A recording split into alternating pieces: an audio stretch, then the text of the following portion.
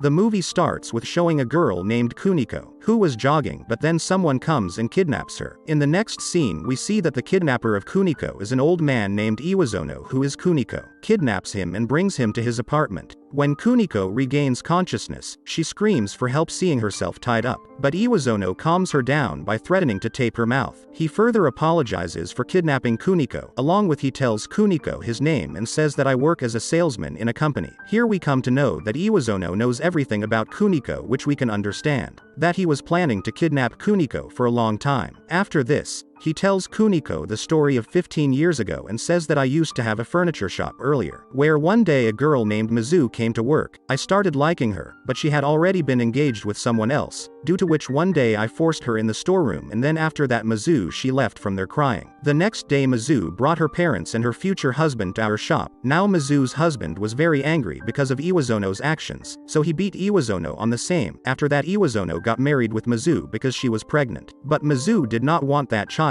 After 3 years of this Iwazono's parents died, so he had to sell her shop. But Mizu did not like this thing at all, so she left Iwazono with her son. Now at present Iwazono does not have any and he is doing salesman job since last 8 years. Iwazono was telling all this to Kuniko when Kuniko says that you haven't kidnapped me to force with me. Iwazono says that I will never come close to you without your permission, because all I want is a perfect love from you. On this Kuniko doesn't understand what Iwazono is saying. Further Iwazono says I kidnapped you so that I can train you to love me a lot and then you can love me truly. Kuniko does not see any logic on this matter. That's why she gets very angry and she overhears Iwazono very badly. After that next morning Iwazono makes Kuniko have breakfast. And Kuniko also takes breakfast peacefully. Meanwhile Iwazono informs Kuniko about all his neighbors and tells that all of them are busy in their work, so there will be no use of making noise because no one will come to save her. Then before going to work, Iwazono ties Kuniko's hands and feet and taps her mouth because she was screaming a lot. Iwazono goes to the office for her work and after he leaves, Kuniko makes a sound in the house so that someone will come to rescue her after hearing her voice. Then a college student hears Kuniko's voice, but because he was sleeping, he ignores this thing. Here in the office, Iwazono talks to a girl working in his office who invites her to spend time at her house tonight, but Iwazono refuses her on the pretext of work. After this Iwazono goes to take order from his client and then brings food for Kuniko at lunchtime. During that time Kuniko was pretending to sleep, so Iwazono slaps her and wakes her up after lunch. Iwazono ties Kuniko's hand, but he doesn't tie her legs because there is only one way to go out. There was a path that he would lock, and if we talked about the window, then Kuniko would not jump from there because that building is at a great height. Next, the Iwazono moves to the factory opposite its house, from where he starts keeping an eye on the window of his house. Actually, he wanted to see if Kuniko tries to escape alone or not. After a while Kuniko comes near the window, but she doesn't try to run away, which makes Iwazono very happy to see. After this it is night and Iwazono brings some great food from one of the restaurants for Kuniko, but Kuniko does not like that food at all. That's why she refuses to eat it. Seeing that Iwazono asks her what you want to eat, Kuniko tells her that I want to eat KFC burger and chicken.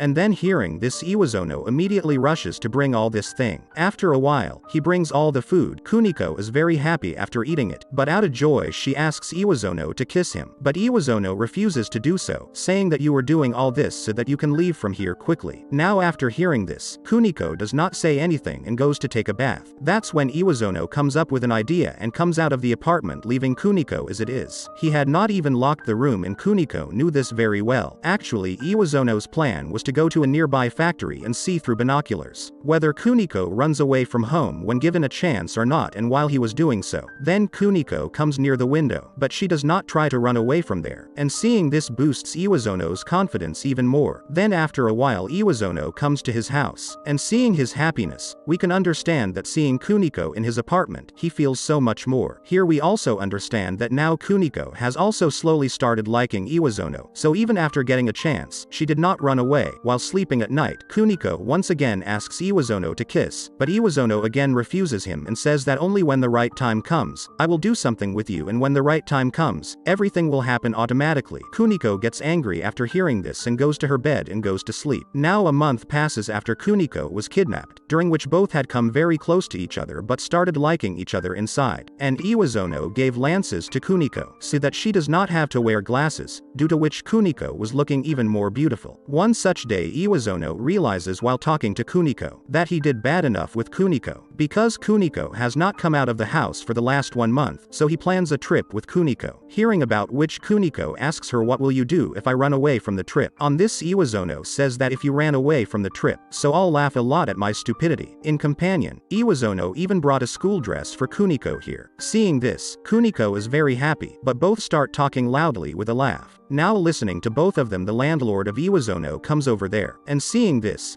Kuniko immediately goes to a corner and hides. Here the landlady looks at the girl's shoes in Iwazono's room, due to which she becomes aware that there is definitely a girl in the house. But on this, Iwazono lies that next week his niece is going to live here, but he bought these shoes for her only. Hearing this, the landlady gets relieved and leaves from there. After this, when Iwazono comes back, seeing the knife in Kuniko's hand, he asks that now you had a chance to escape from here, so why didn't you run? On this, Kuniko says that if I run away, then how do you enjoy the trip? Then both leave to go on a trip. During this, both stay in a hotel there to enjoy hot spring, but Iwazono takes room in the hotel by telling Kuniko as his daughter. Then both of them enjoy a lot in the hotel, and at night while sleeping, both of them were looking at each other secretly, but this time too nothing happens between them. The next day in the morning, Kuniko goes to take a bath with Iwazono's hands tied, but when she comes back, the facial expression had completely changed. Then she runs away, leaving the Iwazono tied up. Now because the Iwazono was tied up, he can't do anything to stop Kuniko. Further, Kuniko runs to the railway station, and there she starts waiting for the arrival of the train to her city. Meanwhile, she thinks that till date Iwazono has not done anything wrong with her, even he has not touched in companionship. She also realizes that she now enjoys being with Iwazono, so she immediately returns to the hotel. At the same time, Iwazono was also very happy to see Kuniko coming back. And now he was sure that Kuniko has also started liking him, after which both of them leave the hotel and come back to Iwazono's apartment, where both of them come very close to each other, but then they make a relationship for the first time. Now when both of them were doing this program, their neighbor was listening to their voice, due to which he could not sleep, and he kept his ears on the wall all night, listens to both of them. Now all this goes on for many days to come. Now both of them started living like a couple. Now Iwazono was getting a lot of happiness from all this, due to which now he did not feel like even in the office, and he only about Kuniko he used to think. One such day when those people were in the bathroom, just then water starts leaking in the room below, so he comes to check Iwazono's house with the landlady, because he got suspicious of Iwazono, but even after seeing the whole room, he can't find Kuniko anywhere because she is in a corner was hiding. Similarly, one day a college student living under Iwazono suspects Kuniko that she is not Iwazono's niece. That's why he tells everything to the landlady, what kind of sounds come from their room. This also makes the landlord suspicious of the Iwazono. He then follows the college student to find out the truth about Kuniko and follows Kuniko to the supermarket. The TV news going on there leads the college student to learn that Kuniko was kidnapped by someone 2 months ago, and his Kuniko's father is going to give $1 million to the person who gives information about this.